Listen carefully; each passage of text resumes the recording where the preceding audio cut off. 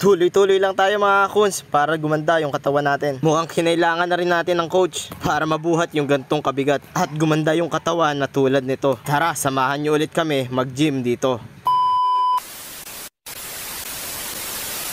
So what's up mga kuns, nandito ulit tayo sa Real Deal Gym. Isang panibagong gabi na naman nakulitan dito sa gym. Pasya nga pala kami kaya nagkayayaan. Alas 5 na nga pala ng hapon kami nagpunta dito hanggang alas 9. Kundi ako nagkakamali hanggang 10 PM itong gym. Kaya tara, samahan nyo ako. Gamit nga pala itong rubber band mga kuns ay nag-warm up na tayo. Ngayong gabi medyo maraming tao na nag-gym. Kaya kailangan limited space lang tayo dito. Pagkatapos natin mag-warm up mga kuns, eto't bumaba na kami para magsimula na. Numpisahan ko nga pala agad sa 60 kilo. Medyo natagal din kasi yung ulit natin ng pag-gym. Kaya kita nyo mga kuns, mukhang pangit na ako dyan. Dahil sa bigat at pinagtatawanan ako ng nasa likod.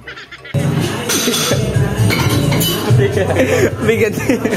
Pagkatapos natin dyan mga kuns ay eto na si Boyson at sumalang na. Sumunod na rin si Gian para magsimula na. Pag magsisimula nga pala kayo mag-gym mga kuns, dito muna kayo para maganda yung simula. Hindi naman ito nakakapangit, nakakagawa po ba? At pagkatapos humiga na si Gian dito para buhatin naman itong weight na to. Magaan daw kaya dinagdagan pa, pero kakailanganin naman ang tulong ng iba. Kaya si Ace yung napuntirya. Medyo may kabigatan din kasi ito mga kuns kapag ka nasobrahan. Kaya atin lang sinubukan. And syempre simula lang tayo sa magaan para maganda yung panimula at tumagal hanggang dulo. Kita nyo naman, kapogi kong tunay. Sumunod nga pala dyan mga kuns, ito tinaas muna yung upuan na sadyang lalong humirap dito sa part na to. Pero sobrang sarap mga kuns. At pagkatapos mga kuns, ito sinubukan na ulit natin ito. Naka-favorite ko sa lahat. Medyo magaan pero hindi naman siya ganun kahirap. Kayang-kaya nyo rin to mga kuns pag nagpunta kayo dito. At bisitahin nyo na ang Real Deal Gym dito lang sa bayan ng Hagonoy. Sinunod na rin na pala namin to mga kuns para pagpanik namin wala na kaming nakalimutan.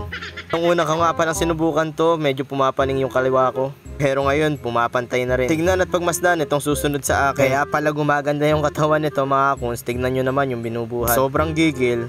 Pati ugat ng gigigil. Bago kami pumanik mga kuns, ito tinira muna namin yung pangatlong set. Para hindi man lang sobra o bitin, saktong-sakto lang. Yung mga kasama namin mga kuns, ito't batak na batak sa pagbubuhat. Sige yan, parang di man lang nahihirapan. Una parang magaan lang, pero nung trinay ko, ito na yung nangyari. Kayang-kaya naman, pero mahirap lang talaga.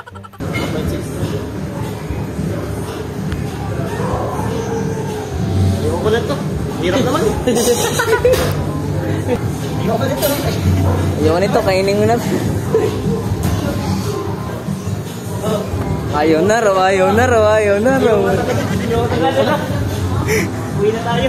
Bago nga pala pumanik mga kuns, dumating yung isa namin kasamahan si Wayne. Ayun, nagsisimula pa lang siya pero kami pauwi na. Kaya ito kami mga kuns, nakaupo dito sa Gedli. Pinapanood kung ano ba yung ginagawa nila. Pero nakaramdam ako na parang kapos yung ginawa ko. Sinubukan ko itong favorite natin. Siguro pampalaki rin ito ng abs. Gusto ko kasi magkaroon ng abs na artistahin, hindi tabs. Tapos ito naman kettlebell workout. Gusto kong binubuhat na nagkakahalaga ng 15 kilo. Kesa naman tularan ko yung ganito. Tak na batak na tila walang hirap. Yan nga pala si Gian, ang Carlos Yulo ng Hagonoy. Biruin mo naman kasi, pati hita pinagbubuhat. Kung una nga pala akala ko tama yung ginagawa ko, pero mali pala. Kaya ito yung nangyari. Nilapitan ako ni coach para turuan. Ay, natuturuan na ni coach.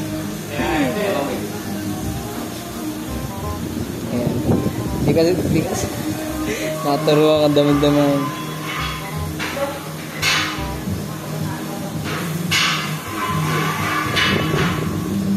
Parang lang binabakag.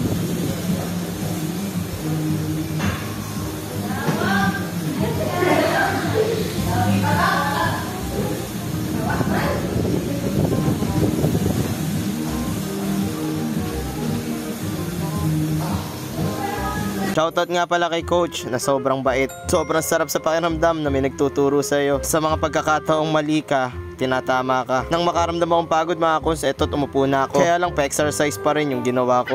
Dito mga kuns, isa-isa na kami nagbuhat palikod. Pero ang totoo, pineflex lang talaga yung likod. Tignan nyo naman itong likod ni Gian na halos nagmamasal na lahat. Etong si Boyson, di na ako magtataka. bato-bato na talaga. Ikaw ba naman yung bumubuhat ng ganito? Nakakala niya mga kuns kaya niya, pero hindi naman pala. Oto ka!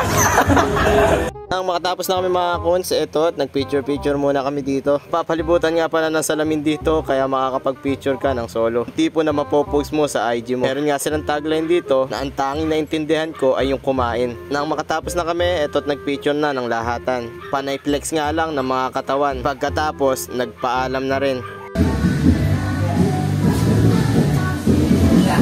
Diba? Shoutout ka. Sige.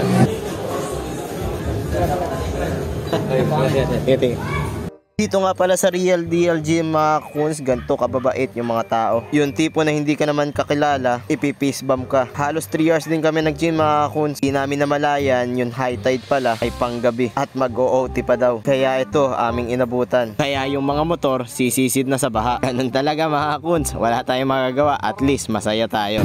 Kaya nga tayo.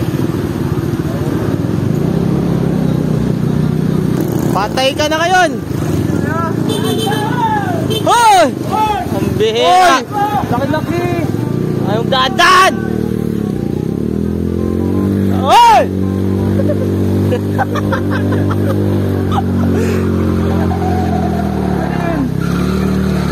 Galoko na, panbelt. Umiiyak na! Ayun, wala. Nabasa ng panbelt. Nabasa.